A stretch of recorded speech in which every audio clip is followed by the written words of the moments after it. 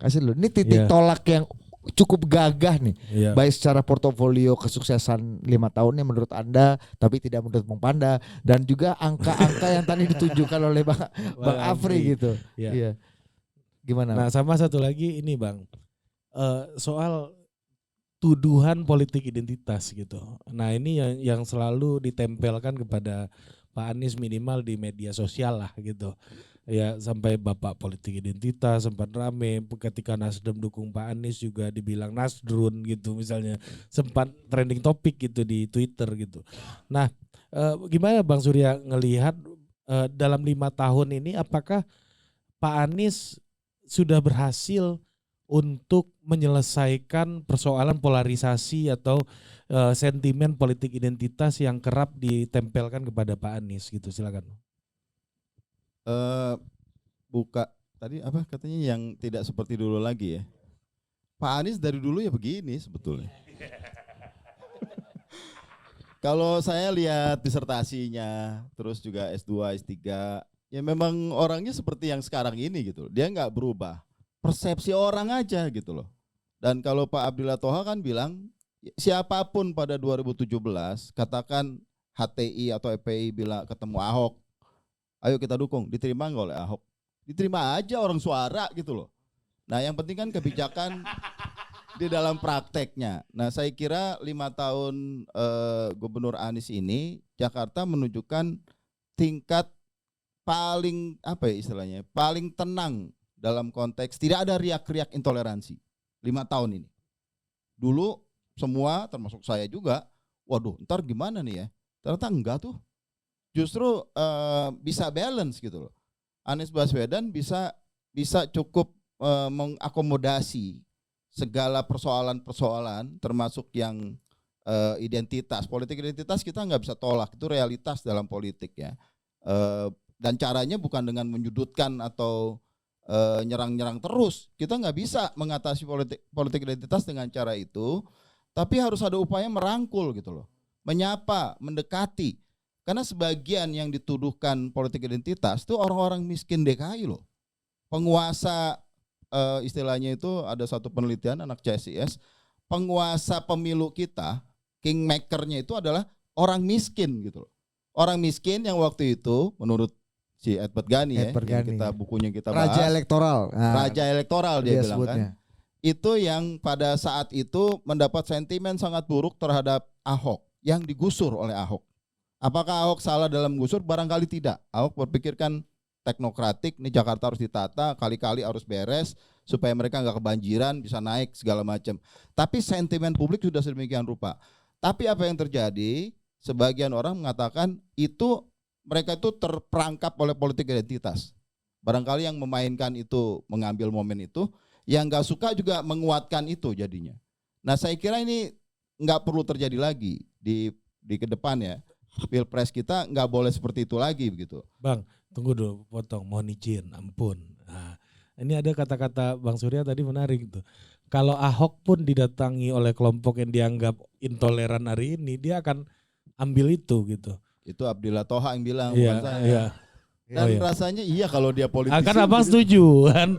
Ya, yang jelas bagi saya ya, bukan cuman sekadar tuduhan itu agak nggak fair bagi masyarakat yang di bawah ini.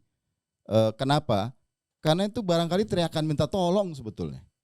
Saya ketemu dengan Pak Sandiawan yang mendampingi Romo Sandi yang mendampingi ini warga Bukit Duri kan. Dan sekelebat cerita ya itu isinya. Artinya ada perasaan diperlakukan tidak adil. Survei Populi pun menemukan 74% penduduk DKI merasa tidak ada ketimpangan. Ketimpangan ini tidak cukup cuma dibangun di jalanan gitu. Tidak cukup cuma dibikin jalan tol kemana-mana. Harus ada upaya menaikkan, mendudukan manusia ini gitu loh. Proporsi manusia harus lebih kuat. Nah barangkali di 5 tahun ini Pak Anies menunjukkan itu.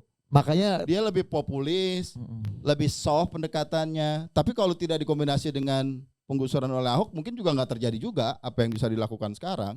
Jadi masing-masing gubernur punya kontribusinya. Oke. Jadi tidak bisa kita bilang, oh ini cuma yang ini yang berhasil, yang ini enggak. semua ini punya niat baik. Saya percaya Pak Ahok, Pak Jokowi, Pak Anies.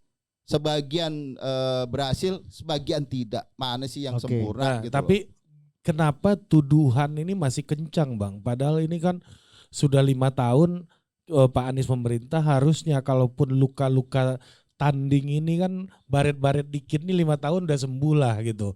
Nah ternyata luka ini kayaknya ada yang bilang, kalau Bang Hasan Nasbi bilang itu ini luka bacok nih. Jadi sembuhnya terus ya? agak lama, menganga terus nih. Kenapa ini nggak dijahit atau gimana sih dalam 5 tahun ini tuduhan itu masih kencang ke Pak Anies sampai hari ini? Mungkin orang-orang seperti saya ini belum banyak yang seperti saya ini banyak ya, tapi yang secara terbuka bergerak ke arah rajutan itu belum. Sebagian lebih senang terus nguak-nguak luka itu. Sebagian lebih senang terus mempolarisasi masyarakat. Faktanya jauh dari itu. Padahal Atau masyarakatnya aja yang dia bilang merasa kecewa, enggak tuh. 83,2% itu tinggi banget. Terus tadi Bapak ragu-ragu aja, bukan cukup tinggi, itu tinggi banget, brother. Kalau bisa dicek dah. Capres lain yang memang punya kesempatan jadi kepala daerah. 4% lagi jadi Kim Jong Un katanya. Berapa nilainya? Coba kita cek. Iya. Misalnya gitu loh. Jadi kemudian komparasi kita lebih objektif, lebih rasional, bukan cuma sentimen semata. Dan rasionalitas publik penting dan itu perjuangan. Nggak bisa kita biarinin rakyat itu dipecah belah terus gitu loh. Harus ada. Bagi saya mau Pak Anies kepilih atau enggak soal nanti. Tapi ada hal yang prinsip dalam politik kita ini mengatakan yang seharusnya benar terjadi benar gitu loh. Bukan karena sentimen diacak-acak terus, luka itu diingatin terus. Oh my God, itu kasihan lah. Dan kita butuh semua kekuatan di Republik ini karena bonus demografi. Siapa yang bicara bonus demografi hari ini? Saya tanya nih. 2030 udah habis. Bonus demografi itu usia produktif 15 sampai umur 65. Lebih banyak di kita sekarang. Kalau mau jadi negara maju ini momennya hari ini. Tapi siapa yang bicara itu hari ini? Semua bicaranya politik. Bagaimana bisa merebut kekuasaan, mengalahkan yang lain dan seterusnya. Saya mau keluar dari itu semua. Saya ajak Bang Panda, nanti kita sama-sama join bicara soal-soal yang lebih prinsipil gitu ya. Dan mudah-mudahan ada lah.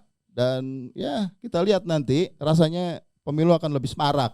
Lebih sehat lah. Iya, dengan substansi ya. Bang Panda nih. Ini menarik. Soal politik identitas ini menarik nih. Kan salah satu yang katanya ada yang mengipas juga nih. Padahal udah baik sekali. Pak Anies juga udah menunjukkan hal yang sampai Pak Anies bikin acara Natal Christmas Carol. Oh, ada Jesus in the Stadium gitu. Nah, ini upaya untuk menunjukkan itu kan Bang, bahwa saya ini sosok yang toleran nih gitu.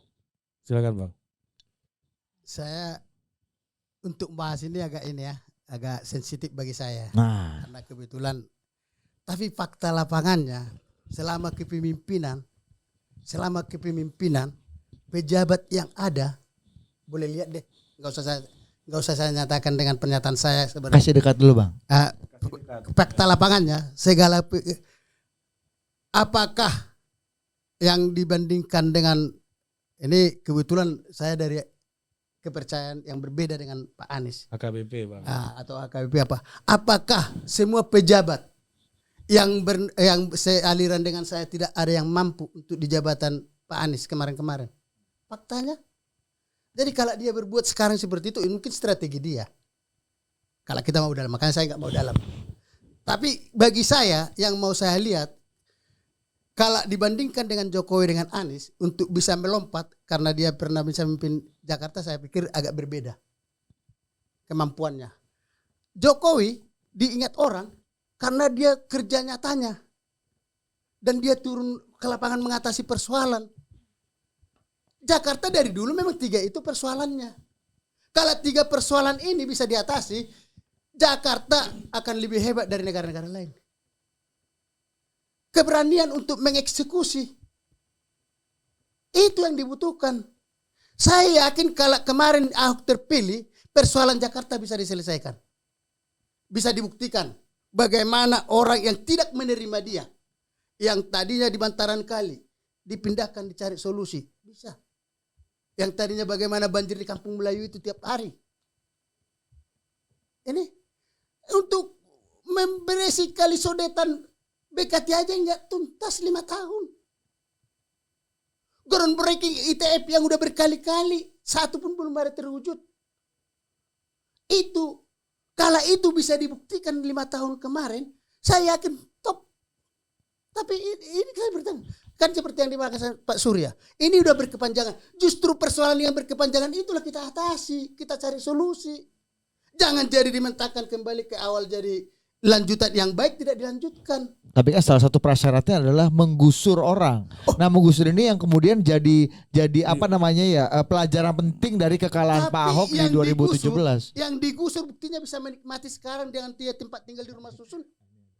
Bisa kita buktikan tidak ada orang yang di rumah susun ditempatkan mengeluh karena difasilitasi semuanya. Jadi keberanian menggusur untuk menata Jakarta itu karena ini udah pembiaran berpuluh-puluh tahun seperti yang dikatakan Pak Surya. Itu yang saya katakan. Akibat itu Jokowi pada saat dia mencalonkan presiden karena dilihat kerja nyatanya langsung naik. Kala ini saya lihat seperti yang dikatakan Afri naik 80%. Saya nggak bisa melihat metode cara penilaiannya karena saya bukan peneliti. Ya. Tapi aku yang nyata aja, yang di depan mata. Ya kan Golkar. tadi Pak Afri udah kasih catatan. Abang pengetahuannya lebih banyak daripada rakyat tentunya kan Justru gitu kan. keberanian kita untuk bertindak terhadap rakyat, untuk melayani rakyat, itu. Iya. Itu yang dilakukan Jokowi kemarin. Oke. Kenapa Pak Anies 5 tahun dikasih kesempatan, padahal dia udah memprogres dirinya mau presiden, tidak melaksanakan kegiatan seperti Ya itu. karena ada gusur secara elektoral kemarin raja elektoralnya orang yang digusur. Artinya tidak berani bersikap untuk memperbaiki. Penggusuran itu kan tidak harus menjelekkan. Penggusuran itu kan bisa memperbaiki, bisa meningkatkan hidup rakyat kita. Buktinya mereka nyata nyaman di rumah-rumah susun. Bang, apa yang terhambat dan tertinggal ya ketika Pak Anies menolak atau menunda atau tidak mau melakukan penggusuran seperti gubernur-gubernur sebelumnya? Karena tidak berani nanti seakan-akan menyengsarakan rakyat. Padahal tidak seperti itu. Penggusuran itu bukan hal yang jahat. Gusuran itu tapi untuk justru memperbaiki, menata tempat tinggal mereka yang lebih. Bisa enggak kalian bayangkan mereka yang hidup di bantaran kali itu, yang 3 kali 3 meter, bisa berapa kakak masuk ke rumahnya ke kolong ini. Kala itu ditata kemarin-kemarin seperti yang terjadi Kampung Melayu, apa enggak bagus ini di Jakarta? Itu. Jadi karena kebetulan kita terjun ke lapangan melihatnya langsung, itu yang makanya saya katakan tadi berani saya menyatakan seperti Boleh itu. tanggapin Bang Surya. Silakan Bang Surya. Ada glorifikasi gaya Ahok kelihatannya ya. Bagi saya itu cuma satu gaya, Bang. Cuma satu gaya. Untuk berani, itu bukan gaya. Untuk berani bersikap memperbaiki. Karena Jakarta harus seperti itu. Harus ada keberanian untuk memperbaikinya. Saya kasih contoh ya. Salah tantangan DKI ini kan lahan. Lahan di DKI ini sangat terbatas. Oke Pak, sorry saya potong. Saya dulu di Komisi D yang menyatakan sikap untuk membuat rumah susun tidak rumah blok. Bangun setinggi-tingginya. Kita susah, uang banyak tidak bisa membangun karena nggak ada lahan. Ini kita lahan banyak. Kan sekarang ada kampung susun, ada Ya, apa kan yang udah lebih ditata, Untuk di Jakarta ini gambarnya bagus-bagus loh Iya. Bang. gambarnya aja, tapi faktanya Enggak kan udah ada yang diresmiin juga Bang. Itu bagus Gembrong yang tuh. di Gembrong itu loh Iya. Bang. Bagus itu dari Iya, atas bagus, tuh Bang. gambarnya. terlambat Pak, bukan dari awal. Iya kan paling enggak dikerjakan Bang. Ya sama, jadi aku berhasil, aku melakukan ini sama dengan pengadaan rumah DP 0 rupiah. Aku udah melaksanakan itu, padahal semua yang dibangun rumah DP 0 rupiah itu masih program rumah susun. Saya Kenapa lanjutin kita ya. juga didorong terus? Saya Izin, Bang. lanjutin ya. Kasih dulu Pak Surya nih. Karena tidak cuma informasi di elit itu lebih banyak, sebagian salah, Bro. Yang kalau kita orang politik suara rakyat kan suara Tuhan, Bang. Sebagian suara Tuhan paling tidak. Jadi ini kan ada gaya ya, gaya leadership, gaya nata Jakarta itu model Ahok lah katakan, satu ekstrim, hajar, kusur, terus gue pindahin loh. Kasih dulu barang. Ya, whatever. Cari solusi. Ya. Tempatkan di mana? Nah, ada gaya itu bukan berarti tidak dilakukan oleh Anies Baswedan. Cuma gayanya beda. Dia lebih soft, Mana yang dilakukan yang gitu? Ada lah, Bang. Mana? Abang Mana? Orang luar Batak yang udah kita beresin malah dibangun tidak sesuai dengan yang rencana awalnya. Luar batang. Akuarium.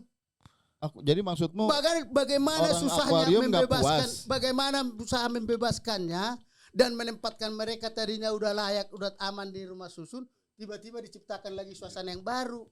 Saya lanjutin lagi nih. Iya, Bang. Kelihatannya datanya makin salah gitu yang gue Oh omongin. tidak Pak, kita kuasai. Kalau itu kita paham. Contoh gaya yang lain itu dilakukan oleh Singapura, Lee Kuan Yew. Kalau ada yang pernah ke Singapura ya, kan ada Clarke Quay, Sungai Singapura. Itu kita lihat cakep banget kan.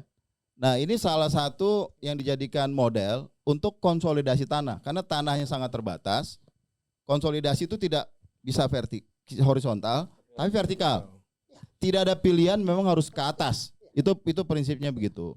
Dalam keterbatasan lahan. Nah bedanya barangkali Aniesnya lebih slow gitu loh. Lebih diskusi. Sama dengan Clarke Quay. Clarke Quay itu 30 tahun negosiasi. Karena masalah di konsolidasi, di kota khususnya ya, kita kan relokasinya yang masalah. Ini mau digusur, terus tuh orang tinggal di mana? Kalau di Solo, Pak Jokowi dan dilanjutkan oleh Pak Rudi dan oleh Gibran, saya pernah datang ke lokasinya. Nggak tahu pernah kunjungan kerja nggak? Soal mungkin main-main Jadi Pak. gini Pak, Biar dapat informasi lebih lengkap. Bapak tadi menyatakan seperti yang Atau udah kelar belum? Kita- Saya belum kelar nih Pak. Saya potong dulu. Saya mau buktikan artinya Bapak juga mendukung saya pikir bahwa pembangunan di Jakarta ini harus vertikal. Dan itu yang kita dorong. Jadi semua saya rapat kerja dengan SKPD-nya Pak. Mereka menyatakan pada saat itu kalau kita bangun rumah susun secara vertikal sekian lantai, biaya perawatannya mahal. Bagi Jakarta untuk rakyatnya, untuk masyarakatnya tidak ada persoalan harga. Daripada tidak bisa disusun. Punya duit Pak. Kita punya duit banyak, tapi untuk membangun tidak bisa karena nggak ada lahannya. Jadi itu yang Saya bilang. lanjutin lagi deh, biar Silakan. makin lengkap. Ini data datanya. benar apa enggak nih barusan? Kayaknya makin belok. Tapi mungkin pengetahuannya lain dengan yang saya temuin. Ya, Karena saya Bapak dapatnya kemarin dari TGPP itu. kan ada 25 kalau nggak salah ya, lokasi konsolidasi tanah vertikal di DKI ini. Existing yang bergerak nih. Jadi Kampung Akuarium itu sebagian, tapi ada 25. Dan ini masuk program reforma agraria, itu yang saya urus dulu sebagai Soal wamen tanah kebetulan. agak paham deh. Iya. Ya kan? Tapi sebenarnya rencana Bang, awalnya ini bukan- dulu Bang, ini dulu. Kasih dengar dulu. Ayo Pak Wamen. Iya bang. Cocok kalian rasa. Ada misalnya ada kali apa itu di Jakarta Utara yang harusnya digusur habis karena kalau menurut aturan 10 meter. Ini ada peluang oke, kasih 5 meter tanah mau dilepas supaya kita bisa bikin jalan inspeksi. Masyarakat happy nggak? Happy. Kenapa? Tidak langsung semuanya karena mereka tinggal di situ kan hidup di situ. Tantangannya untuk konsolidasi tanah adalah relokasi. Mau dikemanain dulu selagi dibangun gitu loh. Kan digusur nih, diratain, dibangun tower-tower ke atas. Di antara digusur sampai dia balik, itu kemana gitu loh. Ini yang barangkali butuh kerjasama macam-macam. PUPR tuh punya program Kotaku, Kota Tanpa Kumuh. Bisa juga mereka punya program 1000 tower, bangun-bangun tower-tower segala macam seperti itu. Ini konsolidasi, koordinasi seperti inilah. Jadi saya sih lagi-lagi berharap ya, kalau bisa jadi pelajaran 2024 nanti kita pilih gubernur DKI, siapapun yang kepilih, dia harus bekerja sama. Latar belakang politik tuh nomor 2. Jangan ada kesannya kalau ini orang saya dukung, kalau bukan orang saya nggak dukung.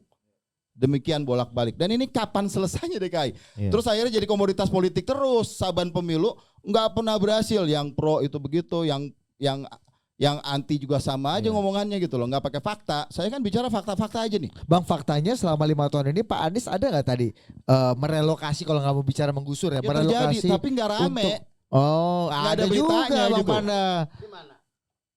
Di mana ini? 25 bang. 25 bang, Kasih cek dulu, aja Mike, kasih ke dulu, Pak Mike. Heru kan, Mike, teman. Mike. Iya, di Pak, Maksudnya yang 25 direlokasi konsolidasi yang tanah mana? vertikal tuh gimana nasibnya sekarang? Relokasi untuk Di sebelah normalisasi kan sungai kan Bang. Bukan, sebagian sungai, sebagian kawasan kumuh, sebagian yang memang jalur hijau. Jadi kita ditata. Tata ruang EDTR DKI itu mencoba mengintegrasikan orang miskin sebisa mungkin nggak diusir gitu loh.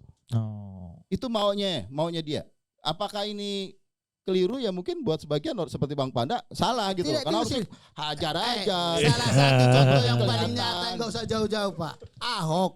Ahok yang di Kampung Melayu nggak diusir, dipindahkan bekas kantor wali kota, dibangun rumah susun. Di situ kok ditampung. Saya sepakat. Ya terus apa bedanya dengan Maksud yang saya relokasi yang Bapak katakan itu mana? Pembangunan rumah susunnya mana? Selama 5 tahun. Ada Bang. Rumah DP rupiahnya mana? Mana? Enggak ada Pak. Semua yang dibangun sekarang ini yang ada rumah susun Pak, boleh fakta saya kebetulan dulu Komisi D. Itu adalah perencanaan waktu masih zaman gubernur yang lalu.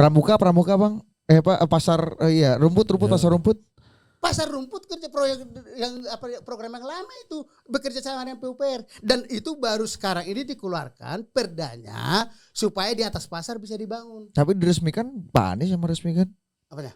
Yang meresmikan Pak Anies itu. Itu kerja mungkin cek Pak, itu adalah kerjasama pasar dengan pemerintah Nah, pusat. tapi kan perdanya Pak Anies ini kan berarti. Kita udah progres dari awal itu kalau soal perdanya. Karena kita memang mau bangun rumah susun di atas pasar. Oke. Zaman kita. Oh dulu ini ya super bloknya Pak Ahok dulu ya itu ya. Bukan. Apa Jadi namanya? dulu kan pembangunan rumah susun itu kan blok. Kita minta jangan blok lagi, langsung tower. Karena kita mau membangun vertikal. Nah kalau relokasi yang lebih manusiawi, tidak memindahkan gitu-gitu, itu kan tadi kan ini kan lebih humanis gitu Bang. Sama, Ahok juga seperti itu dulu. Sampai dia bangun segera rumah susun di bekas kantor. Jadi sama dong humanis juga dong. Ya, makanya sama, tapi Ahok berani untuk melaksanakan kegiatan itu. Iya. Yang sekarang ini nggak berani, itu maksud Ini saya. baru lagi nih Bang, Ahok humanis. Iya. Coba kasih dulu. Ya, yang penting objektif lah ya. Jadi intinya itu DKI itu nggak bisa kepentingan politik menentukan penilaian atau mengarahkan gitu loh. Masalah DKI ini terlalu kompleks dan terlalu berharga untuk digituin bagi saya. Jadi ketika gubernur terpilih katakan berbeda dengan pemerintah pusat, presidennya, calonnya begitu, kerjasama harus tetap terjadi, kan rakyatnya yang penting. Rakyat ini menilai juga loh, kalau ternyata kalau pusat seperti itu, sementara saya menikmati pembangunan, berarti kok saya ini kayak nggak dipikirin pemerintah pusat dong. Begitu kan jadi mikirannya. Dan apa warisan yang kita mau kasih sih sebetulnya di politik ini? Apa sih Bang? Kita mau ngapain sih jadi politisi ini? Apa sekadar gagah-gagahan begitu, jadi anggota dewan dapat atau jadi wamen, mobil dinas, terus kadang-kadang dapat apa tuh totot itu bro, forader. Nguing-nguing. Tapi apa sih sebetulnya? Bagi saya ya paling tidak rakyat menikmati, karena benar tadi dia nggak penting sebenarnya. Yang penting gua rasanya apa, dan kita nih elit harusnya malu ya. Kok begitu gencar serangan, tapi hasilnya terbalik begitu loh. Itu yang gue tanya ke 83,2% mengatakan puas, senang. Lah terus siapa jadi yang kemarin-kemarin ngomel-ngomel itu? Ya, Jadi pertanyaan mestinya elit berkaca lah. Kita coba dengerin. Tapi kalau nggak Sekarang diomelin rakyatnya- mungkin nggak nyampe 82 juga Bang. Iya. Jadi Bang Panda ini agak menyumbang juga. Iya kan? Oke. Dan betul kinerja Pak Anies ya. Saya tahu persis soal lagi-lagi agraria nih Bang ya. Itu kalau di BPN kan ada namanya PTSL Bang. Pendaftaran tanda sistematik lengkap. Seluruh peta dipetakan, didaftarin. Nggak harus kasih hak. Kalau masih sengketa nggak kita kasih hak. Dulu ya di ATR BPN. Nah DKI ini relatif sudah lengkap. Tapi yang unik adalah jakarta1.go.id yang isinya informasi pembangunan itu disinkronis, disinergikan dengan data PTSL, data persil pertanahan.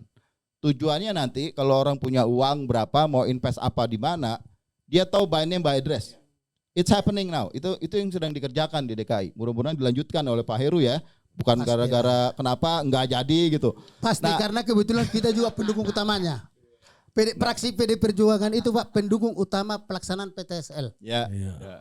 Karena itu Jadi ini cocok nih. Berarti- di atas 6 nggak nilai ini kalau Bang? itu kan program pusat juga. Iya. PTSL itu kan program pusat juga, instruksi. Itu kan perintah pusat. Tapi kalau kata Bang Surya Pak Anies yang paling kooperatif Tapi gini, seluruh Indonesia. ada katanya. ada yang mendukung mungkin itu DPRD-nya. Ya. Makanya kita dukung. Kalau dari sana anggarannya kurang, kita yang mendukung. Makanya anggaran DPRD itu tinggi kita. saya mengkonfirmasi yang Bang Panda bilang. Bedanya kalau habis ketemu dengan Pak Anies, Pak Pras datang ke BPN ngomongin hal yang sama, Pak. Jadi sebetulnya yang baik pasti antara gubernur dengan DPRD Cocok. di luarnya aja ribet. Dalam kegiatan-kegiatan ini mereka saling dukung. Nah, ini Nah tapi kan kita perlu ungkapkan juga fakta-fakta yang indah, politik bisa kerjasama, tidak memecah belah terus gara-gara kepentingan sesaat gitu loh. Harapanku itu aja, Bang. Ya sama, makanya saya katakan tadi Pak Surya, kan Bapak kaitkan tadi KCI, saya tertarik banget dengan KCI karena saya paham banget. KCI itu kita dukung habis. Sehingga pada saat kesulitan untuk mengejar programnya MRT untuk mengeksekusi KCI, kita sampai pinjam lewat dana PEN, lewat SMI, tapi tidak dieksekusi. Padahal udah ada perdanya, udah ada PBD-nya. Bang Panda. Jadi maksud saya bukan kita tidak ini kan saya mau ceritakan kalau misalnya kegiatan ini kemarin dilaksanakan Anies dengan benar, sukses untuk naik ke atas. Nah, Bang Panda, ini Kasih dulu mic dekat, kasih Bang. dekat mic. Nah, cek dulu, cek. Cek. Masuk. Cek. Oh, ya. Nah, Bang, ini suara Abang ngalahin suara speaker soalnya. Kita bingung. Ini suara dari Abang apa dari speaker? Habis siang-siang gini disuruh kita berdua. Gini, Bang. Ini ya, Abang bilang tadi, oh Pak Pras datang ke BPN misalnya tadi Bang Sur yang ngomong kan. Berarti kan dulu pas zaman Pak Ahok DPR sama gubernur ini berkelahi terus kan. Ya tanda tangan nenek pemahaman nenek lu apalagi itu dulu. Iya. UPS, UPS, dana USB, siluman, dana ya kan? siluman gitu. Jadi buat kami nih warga ini dulu DPR ini iblis saja di kepala kami. Ya kan? Tapi di masa Pak Anies ternyata kolaboratif gitu. Iya. Nah, ini memang ada perubahan atau gimana sih sebenarnya? Walaupun Om P kalau ketemu dia kasih buku kebijakan Ahok ya. Nih kebijakan lu baca nih biar pinter katanya. Silakan Bang. Hubungan relasi antara parlemen dan balai kota nih. Dari sejak dulu hubungan parlemen dengan balai kota itu tetap tetap bersinergi. Kan saling mendukung. Jadi kalau Bapak katakan apa semua, makanya saya ketika yang dikatakan tadi waktu saya selalu teringat dengan KCI, kita dukung kok. Artinya soal untuk bagaimana bekerja untuk mensejahterakan rakyat Jakarta kita sepakat. Tapi dulu DPR nggak kayak gitu sama Pak Ahok. Beda jalan terus sama Pak Ahok kayaknya. Nggak ada jarak sama aja. Drama aja, Bang. Drama. Drama Nggak di ada luar. drama sama Oh, nggak aja. ada. Apa sama aja sampai teriak-teriak nama binatang Bang Yang gimana? dibahas sebelum kita ada Pak. Itu Oh. masalah UPS kan bukan zaman kita. Oh, ini yang periode sebelumnya, Iya, Bos. periode ya sebelumnya. kan? Kalau zamannya Ahok, zamannya Anies katanya DPRD saling mendukung untuk kesejahteraan rakyat Jakarta. Mantap. Oke, Ri, ini kita sampai topik yang terakhir, Bang, yang juga menjadi dianggap ini ikut sedikit merantai Pak Anies untuk bisa melaju kencang juga ke depan. Soal Formula E. Iya, tapi kita mulai dari Mas Afri Iya, nih. tentu, Ini Mas isu Afri. agak serius nih. Ya, ini isu agak Iya, serius sampai ke KPK kemarin. Nah, itu gimana Iya. tuh dalam persepsi publik Iya. ini ketangkep nggak nih momen-momen ini gitu kan? Maksudnya ketangkepnya apa? Nggak masuk ketangkep Lu momen-momen hati-hati nih, Bos. momen-momen politik ini Oh, ketangkep iya. nggak oleh persepsi Lu, publik ini gitu loh maksud perlu gua. diluruskan soal Ya salah tangkap satunya menangkap Formula ini. E kan. Iya, iya. Formula E ini dari survei yang dulu kita bahas sama Mas Rofif juga sempat Betul. termasuk yang paling tidak diyakini juga kan Ya, salah satunya. termasuk perdebatan kencang antara Bang Panda dengan Bang Ucok kemarin Iya, kan. ya soal kan? Formula E kan. Iya, ini Nah. soal Formula E ini gimana Mas Ari? Persepsi publik terkait dengan isu ini. Banyak yang menganggap ini merantai Pak Anies, tapi juga di sisi lain juga tidak sedikit yang menganggap bahwa ini adalah upaya menjegal dan mengkriminalisasi Pak Anies. Gimana Mas Afri? Iya, yang pertama mengenai secara umum kita sempat tanya juga di survei apakah ada pelanggaran korupsi misalnya dalam penyelenggaraan Formula E. Halo, ya. Ah, ya, oke. Apakah ada unsur korupsi dalam penyelenggaraan Formula E? Dan memang secara umum publik Jakarta ya, responden kita di Jakarta secara umum menyatakan 28,7% menyatakan tidak ada korupsi. dan sekitar 22,8% yang menyatakan ada unsur korupsi gitu. Dan kemudian kalau ditanya apakah percaya atau tidak percaya Gubernur Anies pada waktu itu terlibat dalam korupsi di Formula E, maka yang tidak percaya itu sekitar 44,2%. Gitu. Jadi memang secara umum publik menyatakan bahwa tidak ada korupsi begitu ya. Ini publik Jakarta ya. Iya. Dan kemudian Pak Anies tidak terlibat di sana gitu. Itu secara umum publik melihat gitu. Nah, dan survei ini kan survei yang relatif baru gitu. Artinya survei telah dilakukan even ketika Pak Anies dipanggil KPK juga gitu kan. Jadi memang secara umum publik melihat tidak ada unsur korupsi ya, perspektif publik begitu. Kira-kira. Secara politik gimana Mas? Apakah ini juga selain tadi ya, kalau persepsi publik kan tentu saja pembuktian hukum akan dilakukan gitu ya ke depan. Tapi apakah ini membuat langkah-langkah politik Mas Anies ini juga terhambat? Karena kan partai-partai tadi baru satu kata Bang yang kita juga tahu bahwa baru Nasdem yang mendeklarasikan Pak Anies. Iya. Apakah ini juga membuat mental block juga buat partai-partai lain ikut gerakannya Pak Surya untuk mendeklarasikan Mas Anies? Takut ada ketakutan gitu di sini. Gimana Mas Safri melihatnya gimana? Iya, kadang kondisi ini bisa jadi pedang bermata dua juga gitu kan. Itu kira-kira gitu. Kita tahu ya bahwa sejarah kita juga dalam beberapa hal mengonfirmasi juga ya mereka yang terzolimi gitu itu kira-kira dikasihani oleh publik begitu ya. Jadi dalam beberapa hal makanya perlu kita lihat dari berbagai macam perspektif begitu ya. Tapi memang secara umum ya kalau kita lihat begitu bisa jadi gitu. Publik akan melihat selama tidak ada bukti-bukti hukum yang kemudian menguatkan keterlibatan ini dan sebagainya gitu. Barangkali mungkin publik akan berpikir sebaliknya gitu ya. Ini upaya untuk menjegal dan lain sebagainya gitu, dan bisa jadi ini kemudian mendrive suara publik jangan-jangan gitu, dan suara partai-partai yang lain untuk semakin menguatkan. Jadi ini bisa jadi momentum Pak Anies semakin sering dipanggil KPK misalnya, atau semakin sering isu ini diputarkan malah membuat menjadi terzolimi dan kemudian publik merasa memberikan simpati gitu kira-kira. Nah itu yang ya sebenarnya itu tadi bagaimana pada akhirnya tim ini memframe gitu kan, bagaimana semuanya memframe, bagaimana oponennya Pak Anies memframe isu ini, dan bagaimana kemudian tim Pak Anies sendiri memframe isu ini, itu akan tergantung bagaimana mereka berkompetisi untuk mempengaruhi pikiran publik gitu ya. Kalau seandainya mereka bisa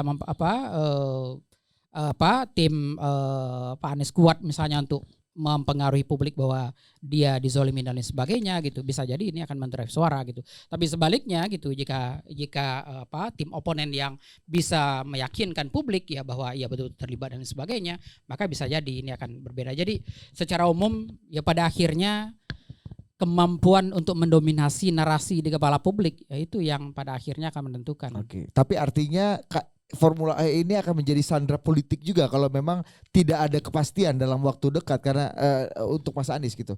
Seberapa ini bisa menyandra sih? Kan kemarin kita lihat di investigasinya Tempo juga ada percakapan nih kabarnya ya tentang kan bisa di SP3, kita ini dulu aja, yang penting kan ada kewenangan untuk melakukan SP3. Artinya kan ini ada sandera yang semakin membuat tidak jelas itu dan punya efek secara politik gitu. Mas Afri, terakhir gimana Mas? Iya, ya pada akhirnya publik kan memang tidak paling tidak publik mungkin tidak akan sampai ke sana gitu ya. Publik lebih banyak melihat selama ya bukti-bukti empirik itu atau bukti-bukti legal itu ada ya, barulah mereka bisa melihat itu gitu. Tapi kalau tidak gitu, ya publik pada akhirnya akan tetap melihat ini sebagai ya upaya untuk menjegal dan lain sebagainya gitu. Oke. Bang Surya dulu nanti sebelum ditanggapi Bang Panda. Gimana Bang melihat persepsi publik, sebagian orang juga menganggap bahwa ini menjadi sandera untuk Mas Anies. Mas Anies menganggap ini sandera politik nggak untuk beliau gitu? Atau ada smell fishy lah dalam proses penetapan persoalan hukumnya di sini? sebelum bicara soal apa ini politik, apa KPK dititipin pesanan oleh sekelompok siapa gitu ya, saya bicara fakta aja nih. Ini disusun oleh Universitas Al-Azhar Fakultas Hukum, kebetulan ada seminar, saya hadir juga. Dia bilang komitmen fee itu 560 miliar, bukan 2,3 triliun seperti yang ramai di media. Bukan hanya untuk tahun pertama, tapi untuk semua tahun penyelenggaraan. Jadi Formula E itu tidak akan berhenti. 2023 akan ada, 2024 akan ada. Dan itu sudah dibayar komitmen fee-nya. Kemudian kegiatan Formula E itu ditetapkan dalam rapat paripurna DPRD. Jadi dasarnya adalah Perda, tepatnya Perda nomor 7 tahun 2019. 2019 itu sebelum pandemi kali ya. Dan kegiatan Formula E tidak ditetapkan dalam peraturan gubernur. Jadi beda, kalau Pergub kan inisiatifnya gubernur. Ini Perda, hasil pembahasan dengan DPRD. Dan jadi merupakan kesepakatan antara eksekutif dan legislatif sebetulnya. Formula E itu penyelenggaraannya. Tidak ada lagi tambahan biaya dari APBD untuk penyelenggaraan 2022 kemarin, 2023, 2024. Jadi saban tahun akan dilaksanakan itu. Tidak ada biaya tambahan lagi. 560 aja. Blok. Ya. Nah, biaya pelaksanaan per tahun adalah 150 miliar. Tidak dibayar dari APBD. Jadi APBD nggak keluar duit lagi untuk itu, tapi akan bersumber dari sponsorship yang akan dilakukan oleh Jakpro sebagai leadingnya. Kemudian dalam perjanjian kerjasama yang terkini tidak ada keperluan untuk dibuatkan bank garansi jangka waktu 3 tahun. Barangkali fakta ini menjelaskan apa sih sebenarnya problem yang dianggap orang problem itu? Apakah memang ada problem atau ada masalah lain gitu? Oke. Gimana? Ada problem atau ada masalah lain menurut Anda? Ya masyarakat bisa nilai sendiri ya. Yang jelas analisa hukumnya begitu. Apakah kita mau menghukum satu calon, satu orang yang bisa punya potensial jadi presiden, dia berusaha kerja baik dan terbukti masyarakatnya juga menilai baik. Ini masyarakatnya nih. Jadi kita boleh debat di elit ya. Masyarakat menilainya nggak begitu tuh kejadiannya. 83,2% ya, Pak ya. 83,5% ya. Dari masyarakat DKI mengatakan puas. Dari 29, 15 program prioritasnya dianggap baik. Itu nilainya dianggap baik berarti di atas 60%. Yang dianggap jelek itu paling rendah 40% saya lihat. Rata-rata di atas 50, ada yang 58 karena di bawah 60 aja dianggap jelek karena kita perlu ada standar. Ya. Saya kira itu suatu prestasi yang luar biasa gitu loh. Nah, cuma gara-gara kepentingan politik sesaat kita mau hambat orang ini. Apakah rakyat rela? Nah, saya kira ya siapapun ya, apapun proses ini bukan cuma persoalan Pak Anies. Semua masyarakat perlu memperhatikan bagaimana KPK bekerja untuk kasus ini. Oke. Jangan sampai peluang kita bisa dapat pemimpin yang serius, yang baik, yang amanah itu hilang. Cuman gara-gara ini. Padahal banyak pemimpin lain yang amanah ya. Tentunya semua akan baik. Saya berharap juga Pak Ganjar bisa maju. Mudah-mudahan PDIP bisa tuntas soal itu. Supaya ada diskusi yang baik gitu. Belum tentu Pak Ganjar, Pak. Ini kita pembahasan 5 tahun Anies dikaitkan dengan Pilpres. Ini bawa ini yang lagi. Mancing-mancing, Pak. Bapak tunggu. Sebelum ke Bang Pada. Jadi Mas Anies dan Anda sendiri melihat ada kekhawatiran penjagalan secara politik lewat, bener nggak asumsi publik atau persepsi publik seperti itu? Itu Bang. Ada ekstra yudisial lah. Kalau rasanya khawatir sih enggak, kan Pak Anies datang ke sana dipanggil. Dia jelasin sebisanya begitu. Ya udah. Jadi nggak Kan khawatir tinggal- akan dijegal. Nggak Lewat ada. ini. Kalau memang ada ya terusin aja prosesnya. Buktikan gitu loh. Tunjukkan masalahnya memang ada pelanggaran hukum, ada kerugian negara yang ada keuntungan dia dapat pribadi. Oke. Ada nggak itu? Yang jelas kontribusi Formula E itu 2,6 triliun penyelenggaraan kemarin. Dan dalam konteks pandemi, jangan-jangan memang itu yang kita butuhkan. Bukankah Mandalika juga melakukan hal yang sama begitu sebenarnya? Ide untuk Mandalika kan juga untuk itu. Bikin kayak promosi lah. Bahwa negara kita tuh cukup stabil, bisa punya satu sirkuit yang internasional. Dan kalau saya lihat beda dengan Mandalika, Formula E itu kan knockdown. Kalau nggak dipakai balapan, dipakai yang lain bisa. Kalau Mandalika kan sekarang nggak dipakai tuh. Karena udah tertutup dia. Dan masalahnya itu di aspal ternyata bro. Aspalnya bagus banget, tapi kalau nggak dipakai sayang karena mahal banget. Nah, knockdown model ini bisa jadi satu model juga barangkali ya untuk ke depan. Bapak Kalau waktu memang pembahasan bisa Mandalika di mana dikembangkan ya? di daerah lain. Nah, oke Bang, silakan dijawab end to Jadi end Bang. ini Hulu Pak hilir, Surya, hulu saya hilir. mau luruskan. Nah, ini saya luruskan persoalan Formula E sampai terjadi sekarang. Formula E dibahas waktu pembahasan APBD 2019 ya. Dibahas. Setuju. Pada saat itu rencana komitmen fee itu hampir lebih 2 triliun. Nanti bisa dilihat dari data-data ini.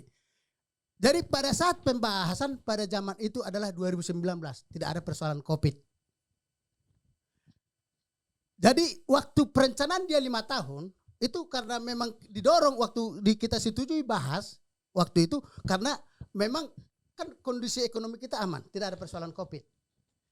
Terus Bapak katakan disetujui perda. Perda yang disetujui pada saat itu adalah perda APBD-nya. Dia melekat di sana. Bukan ada spesial perda untuk pelaksanaan Formula E. Nanti Pak, nanti Bapak ini. Jadi biar Bapak tahu prosesnya. Pada saat kita bahas, itu belum disetujui perdanya, udah keluar angka 180 miliar untuk pembayaran komitmen fee. Boleh dicek. Dan pengeluaran Formula E pada saat itu kita, karena situasi COVID kita minta ditunda. Jangan dilaksanakan. Ngapain kita laksanakan kondisi seperti itu? Akhirnya adalah mungkin negosiasi seperti yang Bapak katakan. Asal muasalnya bukan 560 miliar komitmen fee. 2, sekian triliun perjanjiannya. Jadi kalau dikatakan jadi justifikasi mengatakan bahwa perda Formula E disetujui hanya karena perda APBD, saya pikir saya sebagai anggota DPRD tidak menyetujui seperti itu. Karena pada saat itu bisa diubah kok, bisa ditunda. Kenapa harus dipaksakan dilaksanakan? Kenapa dilaksanakan? Jadi sebelum diputuskan APBD 180 miliar sudah keluar. Jadi kalau dikatakan temuan korupsinya ya biarlah institusi hukum yang menentukan.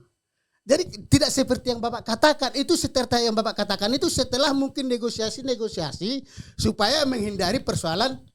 Jadi bukan politisasi Pak, ini fakta, bukan jangan dikatakan jadi Formula E jadi alat politisasi untuk menghadang orang, tidak. Ini kan hanya fakta-fakta lapangan dan boleh itu dicek. Jadi 180 miliar itu sebelum pembahasan pembahasan APBD selesai. Boleh dicek. Dan pengeluaran anggaran sampai 560 itu karena inggup. Boleh dicek. Pada saat itu Dinas Olahraga udah meminta supaya ini ditunda, dibatalkan. Tapi ada inggup. Itu Pak. Artinya Dinas Olahraga bertentangan dengan gubernur dong? Oh iya. Oh serius ini Bang, Iya. Anda nih Bang. Dan itu fakta. Boleh dicek. Apa alasan Dinas Olahraga Pada menunda? saat itu Dinas Olahraga mengatakan tidak bisa mengeluarkan anggaran tahun jamak karena Bapak tidak 5 tahun melakukan 5 tahun anggaran jamak, salah satu persyaratannya untuk bisa mengeluarkan anggaran itu.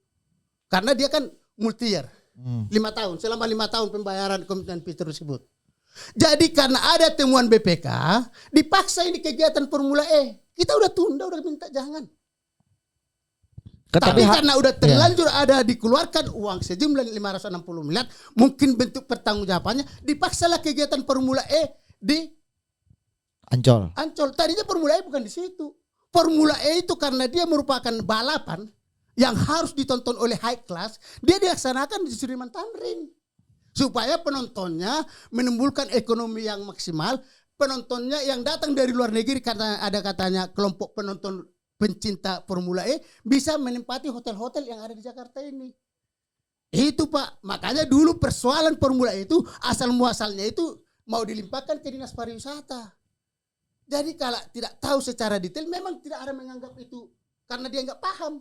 Seperti yang dikatakan temuan Bapak ini, bahwa tanggapannya terhadap Formula E bisa korupsi atau tidak. Biarlah nanti KPK yang menentukan itu. Iya. Tapi hasilnya Formula E ini gimana menurut Iya Bang? kan tadi menghasilkan apa namanya revenue triliunan. Justru pemborosan. Iya. Justru pemborosan. Faktanya nggak ada yang menghasilkan Formula E. Justru pemborosan. Katanya kan nggak ada uang negara lagi uang Yang APBD. 560 M itu uang siapa? Iya selain itu Nggak bang. bisa dong. Nggak ada Jangan keluar duit dibilang. barang itu. Nggak bisa. Udah itu aja keluar duit barang. Nah, Bener bang. bagaimana penggunaan 560 M-nya? Harus dipertanggungjawabkan. Soal dia ke PMD yang Jakpro, bagaimana penggunaan Jakpro itu juga punya Pemda, BUMD Pemda. Harus diperiksa semua. Ngeri Lagi juga, banyak Bang. Bang Surya, lanjut. Itu yang 560 miliar udah dibayar sebelum ribut-ribut pandemi, Pak. Oh salah Bapak. Berarti Bapak juga nggak paham. Dan Kasih dulu Mik kalau mau ngomong Mik. Ya. Tidak. Pak, 180 miliar itu dibayar 2019 sebelum APBD. 380 miliarnya itu dibayar setelah Benar dong, sebelum COVID 2020 COVID Bang. dia di Covid di 2020 dibayar di Maret. Oh. Dicek deh. Angkanya saya nggak tahu detail apanya. Udah Covid. Jadi 2 term pembayarannya bang ya sama nggak 100. tahu detail. Kita kebetulan ada di sana. Bang kasih dulu Mik. Kebetulan Jakpro itu di bawah kita. Jadi kita telusuri mereka. Nggak jadi berapa 150 180 M sebelum pembahasan APBD. Oke 2019 sebelum Salah satu Covid. kesalahannya. Pas Saya waktu bertanya, Covid. tunggu saya bertanya. Bisa nggak dikeluarkan uang sebelum pembahasan APBD? Bang soal kebermanfaatan nih nanti sekalian dijawab oleh Bang Surya. Menurut Anda nih kan tadi kan ya, menghasilkan UMKM, geliat ekonomi, pariwisata. Nggak ada Pak. Ya coba Abang ngomong Bapak dulu. ke sana enggak? Abang ngomong ada situ. geliat UMKM di sana. Enggak ada geliat hasil dari apa itu di sana Pak. Orang tiketnya kita dapat informasi dibeli sama orang-orang tertentu aja. Dia bilang sampai sold Sold out. Jadi kita ini Pak, kalau dibahas tentang Formula E ya kita masih paham lah Kak, karena kita di obrik kita itu. Presiden datang, Bu Puan juga datang nonton. Oh iya. Itu kan kegiatan internasional. Presiden itu kepala negara. Gak bisa bos. Bukankah itu menjadi wajah dukungan? Enggak tahu saya, kalau itu biar pribadi dia lagi jawab. Nggak Kita berani nggak- Abang kalau soal Tapi ini kan. faktanya ya iya bos. Iya. Mantap lah. Ayo. Pak Wamen. Yang saya tahu Formula itu bukan acara sehari ya. Jadi rangkaian acara menjelang dan pasca. Jadi mungkin Bang Pandang lihat pada hari H-nya aja. Belum dapat informasi yang menjelang itu. Nah di situ memang menurut Indef, bukan saya juga Bang. Bukan enggak dapat Hanya Pak. Saya meneliti. setiap hari mengawasi itu Pak. Saya ikut terus monitor Pak. Itu pembangunan yang dipaksakan pun saya tahu. Yang Indef meneliti bilang, Indef ya. Indef. Ada kontribusi langsung dari penyelenggaraan itu 2,6 triliun.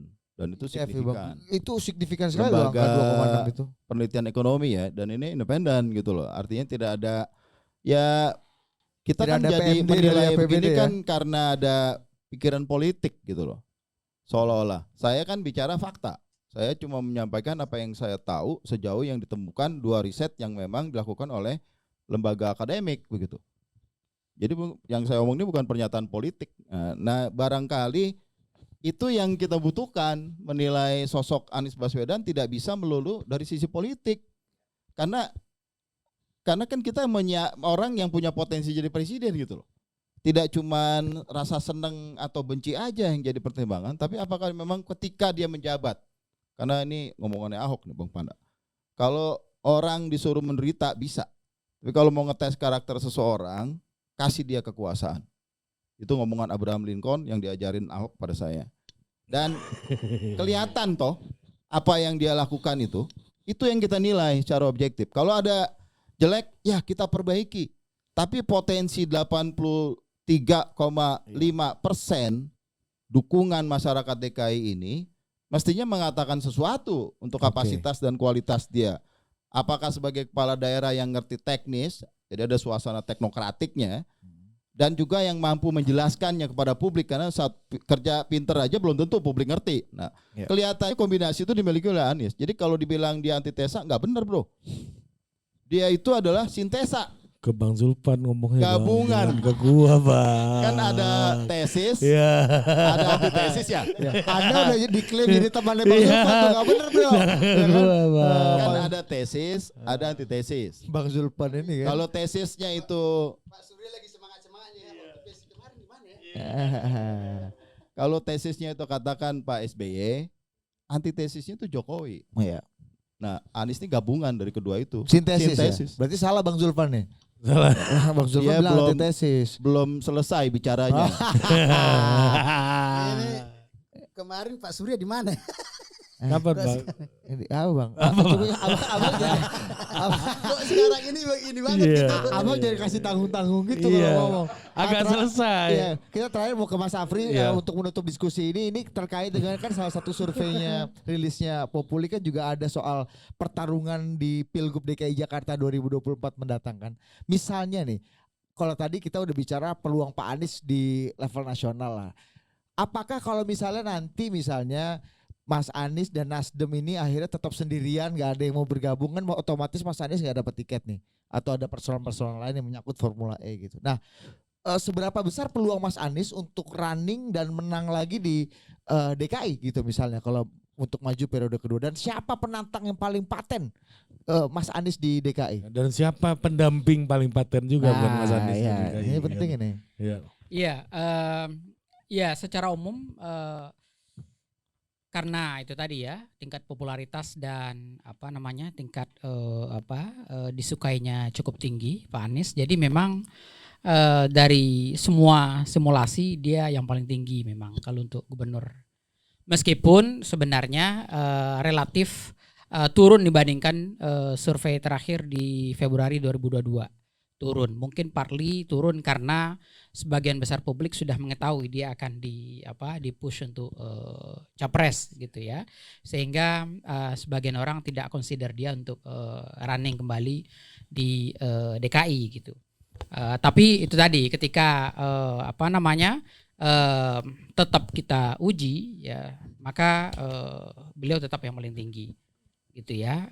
Ketika beliau tidak ada, maka barulah muncul nama seperti Pak Ridwan Kamil, Sandiaga begitu ya, AHY, Parli gitu, dan jadi itulah kira-kira gitu. Ridwan, RK, kemudian Sandiaga, dan kemudian AHY gitu. Nah, kalaupun ya Pak Anies running lagi, kira-kira kontender yang kuat ya itu gitu. Kira-kira. Kan ada yang sebut Mas Gibran, ada Mbak lagi Bu Risma gitu ya. Mas Hendy, ya Hendar Prihadi kan juga ini udah di Jakarta nih, dia udah lihat, udah mandi air Jakarta kan, nah, kepala LKPP sekarang udah ngerasain air Jakarta nih, kawannya Bang Panda nih, gimana? Iya, tapi popularitas mereka masih jauh ya di bawah gitu. Sementara popularitas ini kan syarat pertamanya gitu ya, dia dikenal dulu, dia disukai, baru kemudian kalaupun pengen dipilih gitu. Nah ini persoalannya popularitas mereka masih rendah gitu. Termasuk itu tadi Gibran dan sebagainya gitu. Jadi popularitas yang tinggi itu tadi ya, paling tidak di luar Anies ya, RK, kemudian Sandi, dan kemudian AHY. Oke, jadi intinya kalau Mas Anies nggak maju di level nasional, Mas Anies akan landslide di Jakarta gitu.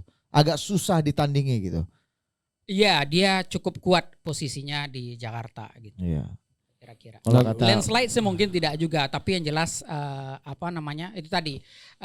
Kenapa tidak landslide? Karena itu tadi ya, partly orang sudah melihat dia akan running di mana di RI1 begitu, sehingga sebagian publik tidak consider dia untuk running lagi gitu. Tapi jika tidak gitu, kemungkinan itu akan berubah lagi nilai-nilai itu. Oke. Jadi dari isu yang kita bicarakan hari ini, Mas Afri, ini sudah apa yang akan nih pernyataan penutup nih yang akan membebani langkahnya Pak Anies di percaturan Pilpres ini, dan apa yang akan menguntungkan Pak Anies gitu, yang enabling gitu ya untuk di Pilpres ini dari apa yang sudah dikerjakan 5 tahun ini gitu. Ya, secara umum ya modal Jakarta sudah cukup kuat begitu ya untuk mendorong Pak Anies gitu. Dan di nasional pun dia kan juga di-consider juga termasuk yang kuat begitu. Beberapa survei juga menemukan hal yang relatif sama gitu. Nah, barangkali Formula E barangkali mungkin itu ganjalan terbesar barangkali gitu ya. Ganjalan yang barangkali mungkin dia perlu perlu ya paling tidak tim-tim itu perlu membuat narasi-narasi yang inilah gitu ya, untuk meyakinkan dan lain sebagainya gitu. Jadi persoalan-persoalan seperti ini barangkali mungkin kubu Anies barangkali perlu meyakinkan publik, itu yang paling penting gitu. Nah, di luar itu barangkali bisa menarik dukungan dari ya partai-partai calon anggota koalisi selama ini gitu kan. Selama ini kan koalisi masih belum terdeklar secara baik gitu ya. Katanya udah 10 November nih akan declare nih 3 partai ini kan. Tadi siapa yang ngomong ya? Gak tahu tuh. Ya. Ya, terutama untuk ngambil pemilih-pemilihnya yang pendukungnya Pak Jokowi atau lawan politiknya, dianggap lawan politiknya Pak Anies, itu gimana? Secara umum ya potensi itu jelas ada gitu. Artinya ketika beliau di declare oleh Nasdem itu menunjukkan ya bahwa Anies sudah berada di posisi tengah gitu ya, sudah moderat gitu. Selama ini tadi saya mengklarifikasi Bang Surya yang saya maksud tidak seperti yang dulu itu. Kalau dulu dia dicitrakan di kanan gitu, kemudian sekarang dia sudah dicitrakan di tengah kan, kira-kira seperti itu gitu. Walaupun aslinya orangnya mungkin di tengah terus mungkin. Iya, kalau menurut Bang Surya kan. Iya, aslinya sebenarnya dia di tengah. Tapi Ada beda citra aja publik kalau baca gitu ya. disertasinya katanya. Iya, tapi citra publik kan melihat itu gitu. Nah, ganjalan terbesar Anies itu paling tidak di situ ya, selain Formula E barangkali juga berusaha untuk menghapus politik identitas, karena sampai sekarang gitu itu yang itu tadi ya selalu di raise isu-isu itu gitu ya, isu politik identitas dan sebagainya itu gitu. Nah itu saya pikir ya tugas berat tim beliau gitu untuk mencoba untuk mencitrakan Anies itu sebagai pemimpin di tengah gitu. Tapi kalau dengan memasang wajah Surya Chandra ini membantu nggak kira-kira? Oh iya, sangat bantu lah. Udah benar ya? Itu udah benar tuh. Sudah cocok. Cocok kalian rasa. Mainkan. Iya. Oke. Kira-kira Bang Chandra kan cuma bilang agak kurang aja orangnya. Iya, gitu. apalagi kira-kira Bang? Ini terakhir nih. Udah 4 Iya. kali ngomong terakhir. Iya, nih, Bos. karena tadi Pak, wajah Surya Chandra ini bisa mengurangi, bisa menjadi bantalan. Kalau Pak Jokowi kan pakai kata bantalan kan. Nah kira-kira apalagi yang bisa jadi bantalan Pak Anies dari hantaman soal politik identitas ini, Mas Afri? Ya, yang paling jelas itu tadi gitu, bahwa selama ini itu tadi ya, bahwa ada beberapa persoalan-persoalan juga dengan kinerja dan lain sebagainya gitu. Saya pikir pertarungan di dunia maya dan dunia nyata itu juga menjadi sesuatu yang perlu menjadi pertimbangan juga, menjadi perhatian serius juga gitu ya. Kalau kita perhatikan ya banyak juga buzzer-buzzer menyerang dia misalnya di dunia maya dan lain sebagainya gitu. Jadi intinya adalah kalau saya melihat gitu, intinya paling tidak gitu yang selama ini dinarasikan adalah itu tadi ya, polarisasi di 2017 itu gitu. Itu saya pikir sesuatu yang paling signifikan gitu. Dan seandainya ya kalau koalisi ini betul-betul terbentuk gitu, ya mungkin barangkali itu dalam beberapa hal bisa membantu mengurangi itu, karena dia banyak didukung oleh kelompok-kelompok tengah dan kelompok-kelompok yang dicitrakan nasionalis juga selama ini. Oke. Ya, Bang termasuk- Panda, terakhir Bang, seberapa layak atau tidak layak orang masih merelate atau berkaca pada Pilkada DKI 2017 untuk memandang Mas Anies di kontestasi berikutnya nih Bang? Menurut Abang nih. Udah 5 tahun persoalan pilgub ya, yang selalu dikatakan kelompok cebong sama kadrun. Saya pikir udahlah, nggak seperti itu lagi lah. Kalau saya mengacanya juga seperti itu. Yang jelas untuk melihat kepemimpinan ke depan itu paling tidak seperti yang dikatakan Pak Arief, bahwa Pak April mengatakan tadi waktu dia memimpin DKI itu sudah ada modalnya untuk ke sana, karena pendapat 82% itu. Tapi kalau saya nanti dikaitkan lagi politik lagi kata Bapak ini. Itu yang saya katakan, jangan dipolitik lagi. kita mencontohkan dengan Anies sama Jokowi beda. Kalau Jokowi pada saat itu benar-benar mengeksekusi, merealisasikan persoalan Jakarta. Kalau yang sekarang ini kan kacamata saya tidak menyelesaikan persoalan Jakarta, bahkan tidak mengurangi persoalan Jakarta. Tapi 5 tahun terakhir ini merajut tenun kebangsaan nggak di DKI beliau nih? Ya.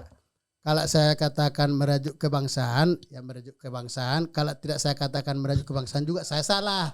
Nanti saya katakan saya menjustifikasi persoalan-persoalan yang lalu lagi.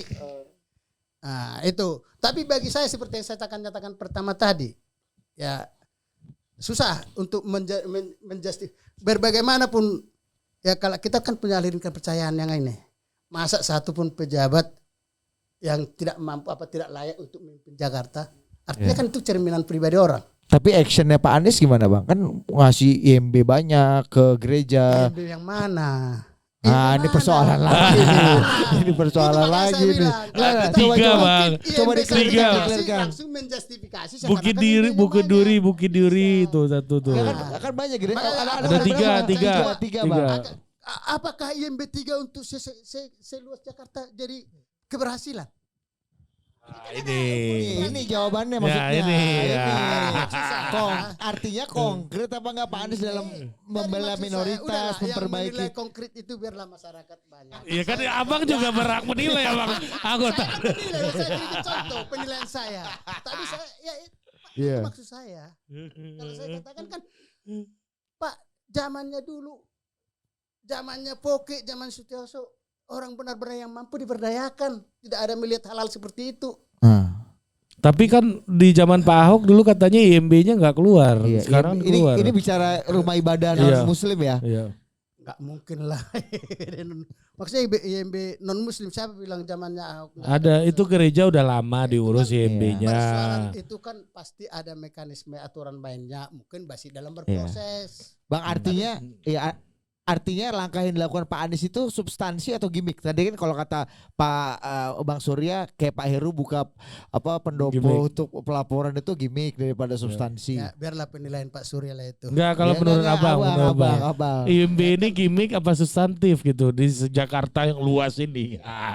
Sekali lagi ditegaskan aja. Karena perayaannya banyak bang, ya kan? Iya, rame Anies banget. ke gereja-gereja ketemu Monsignor Suharyo. Bang Ges Khalifa aja di TV sampai hari ini masih ngomongin Christmas Carol loh bang. Udah bulan November udah mau Natal lagi nih. Udahlah, jangan dibawa-bawa gitu. Jangan dibawa-bawa gitu. Iya. Nah, biarlah pribadi dia lah itu, jangan dibawa-bawa. Iya. Abang nilai dulu. Aku kan beda. Ya nggak apa-apa. Ini kita seperti itu. Karena ya seperti yang saya katakan, biarlah masyarakat banyak yang melihat, dan itu kelihatan dari tim kerjanya, bagaimana dia tim kerjanya mengakselerasi apa yang terjadi, apa yang dikatakan Bapak, ya dong, ya kan kelihatan dari tim kerjanya. Jadi ya terlalu dalam kalau yang saya katakan tadi itu udah fakta, udah nyata selama 5 tahun memimpin. Itu aja bos. Ya, mantap. nggak paham. Padang Kotar Sinaga. Mantap. Bang Surya terakhir dulu. Saya harus menjawab itu. Katanya itu masa 3 untuk berapa bang? Segeluas ini Jakarta. 5 tahun itu justifikasi 3, sebagai bukan 3. tuh katanya banyak bang. Ada berapa sih faktanya? Yang terakhir 3 ya terakhir. Ya. Saya kira ini momentum untuk kita yang masih peduli pada bangsa ini, kelompok-kelompok pro demokrasi yang mendukung inklusivitas, toleransi, ini bicara. Tidak harus dukung Pak Anies ya, boleh dukung yang lain-lain. Saya memilih dukung Pak Anies karena saya merasa nggak adil aja serangan pada dia, sesimpel itu. Saya tidak harus juga jadi timnya dia, saya juga nggak harus juga jadi pejabat, saya udah pernah jadi wamen bro, apalagi yang saya cari gitu. Pakai nguing-nguing lagi loh bang. Pakai nguing-nguing nggak? Bagi saya penting karena ini momentum kita memberikan pilihan yang lain gitu loh. 2 kali pilpres kita kan sangat diganggu oleh politik identitas, terus penggunaan SARA sebagai sarana politik, dan barangkali masih ada yang melihat itu kesempatan untuk menang. Nah, pada titik ini saya merasa Pak Anies jadi diperlakukan tidak adil.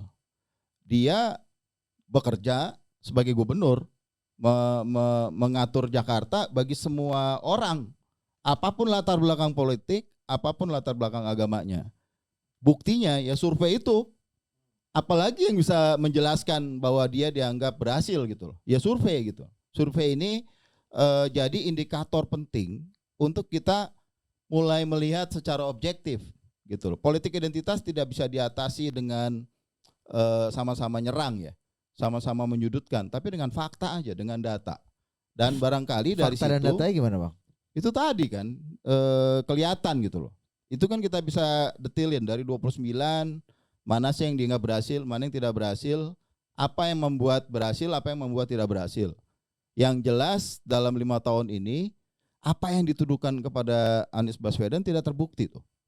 Dia somehow ya, bagaimana caranya saya juga nggak ngerti, dengan serangan segitu intens sama dengan Pak Jokowi ngalamin itu, kok masih bisa berhasil gitu, dianggap berhasil. Itu saya kira satu kemampuan dan kepiawaian politik yang lain.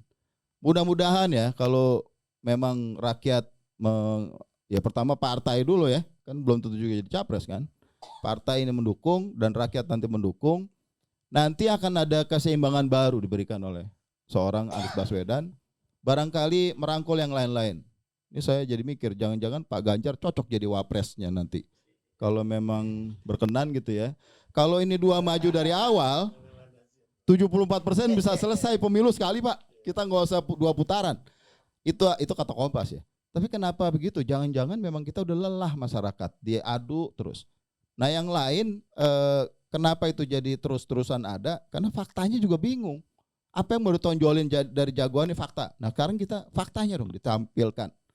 Coba mendalami fakta itu, nggak cuma menjelekkan satu orang dengan harapan yang sini jadi bagus. Kan kini milih presiden, kita bukan milih ketua arisan gitu loh. Seneng-seneng suka atau benci doang. Tapi harus ada kombinasi dari fakta dan kesukaan. Dan rasanya saya menemukan itu di Anies Baswedan. Ya kita lihat nanti bagaimana sejarah bangsa ini dan rakyatnya menentukan. Karena kita hormatin Bang, itu survei rakyatmu loh. Saya bukan anggota DPRD, tapi kalau kesannya nyala-nyalain hasil survei, jangan-jangan nyala-nyalain rakyatnya lagi. Enggak lah, kita hormatin Bang rakyat. Kita nggak nyalain survei, makanya saya nggak mau bahas survei. Saya nggak mau bahas survei dari awal, saya nggak mau bahas survei. Bang, ini kita bahas survei hari ini Bang, masa diskusi kita hari Kita mau bahas 2 tahun. Oke, terima kasih Bang Manda. Terima kasih. Dan jangan-jangan kalau nanti Mas Anies atau Mas Ganjar bersatu gitu ya, atau bisa siapa presidennya sama wapresnya, Surya Chandra bisa balik PSI lagi bos. Karena PSI udah declare Ganjar Pranowo. Jangan diungkit-ungkit lagi, udah panjang urusan. Nanti kena pula kita. Iya, udah. Aduh. Sampai jumpa lagi di Safari 24 berikutnya. Adios amigos.